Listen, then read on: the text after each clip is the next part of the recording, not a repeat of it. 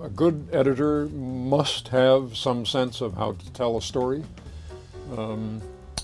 and that involves a sense of rhythm. And it's a little bit like telling a good joke. If the joke could be a great joke, but if you tell it with the wrong rhythm, it falls flat. What makes a good editor? Back in the days of the studio systems of the 1920s, editing was simply regarded as a means to an end, menial labor that had to be done for purely utilitarian purposes. Nowadays, editing is widely considered its own art form, usually on the same level as cinematography or screenwriting itself. Editors have their own awards and accolades given to them, and the practice is even seen by some as the third stage of writing a film. But what makes a good edit, and how do editors perfect their craft? One such editor, Walter Murch, has devised a system of 6 considerations any editor must make when editing a film.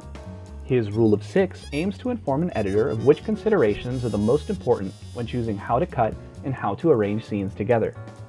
These include how an edit affects the emotions and focus of the audience, if the edit respects the story and the rhythm of a film, and if an edit is consistent with its portrayal of both 2D and 3D space. Despite this comprehensive breakdown, Murch believes that some of these considerations are far more important than others. There's an inbuilt relationship between the story itself and how to tell a story and the rhythm with which you tell it.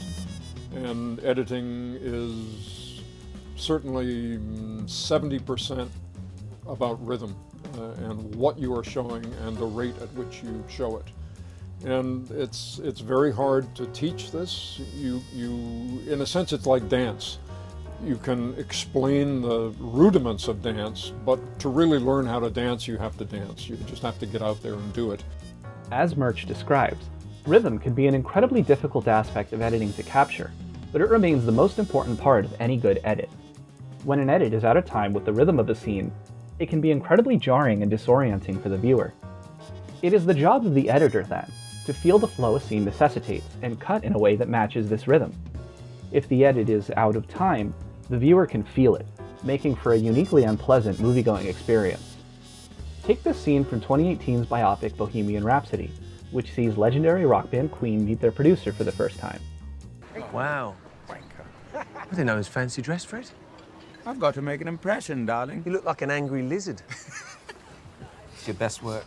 Very subtle. You're gonna fly away.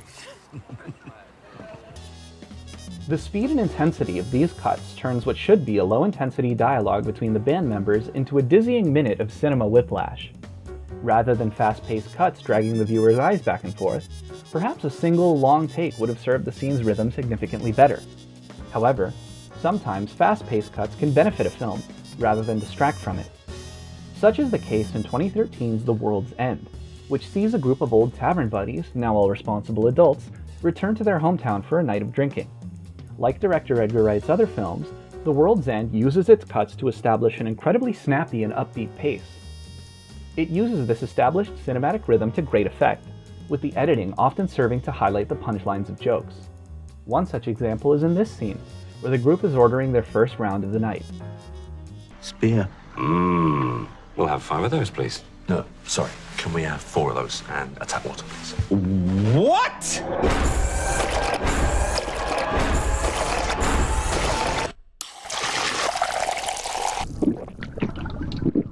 I don't believe this.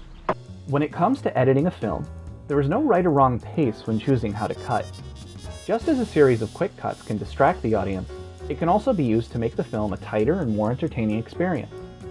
Ultimately, the more important consideration is whether or not the speed and timing of cuts fits with the rhythm of the film being made.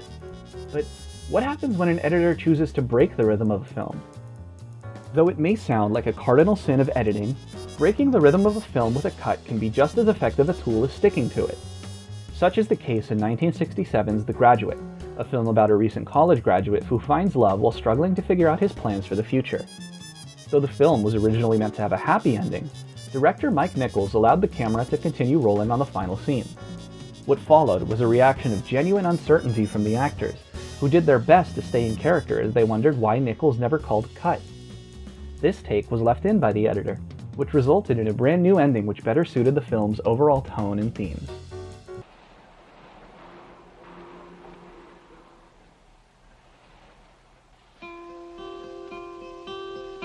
Hello, darkness, my old friend.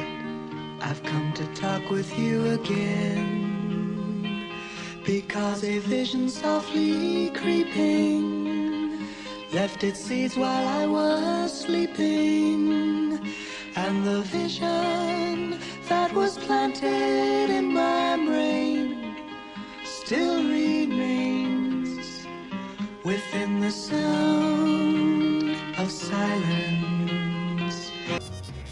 Had the ending of The Graduate cut earlier, as originally planned, the tone of the edit would have been in conflict with the film as a whole. Just as an editor must choose when to cut, choosing when not to cut is just as important. This is best exemplified by psychological thrillers, such as 1968's 2001: A Space Odyssey, a film about an astronaut trying to survive against his ship's sentient computer. In contrast to Edgar Wright, director Stanley Kubrick focuses on long, drawn-out takes with minimal cuts, creating a painful atmosphere of anxiety which furthers the tension the film tries to evoke in its audience. Such is the case in this scene, where the astronaut finds himself in an eerie and impossible new environment.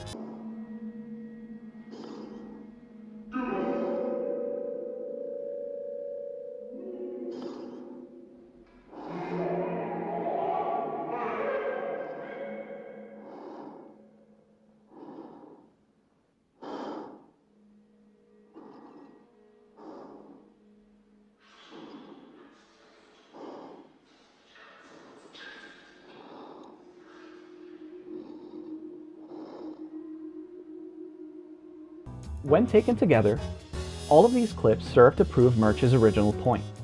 Though there are many moving parts when it comes to assembling an edit, and even more to assemble the film as a whole, rhythm remains one of the most important factors when creating a film.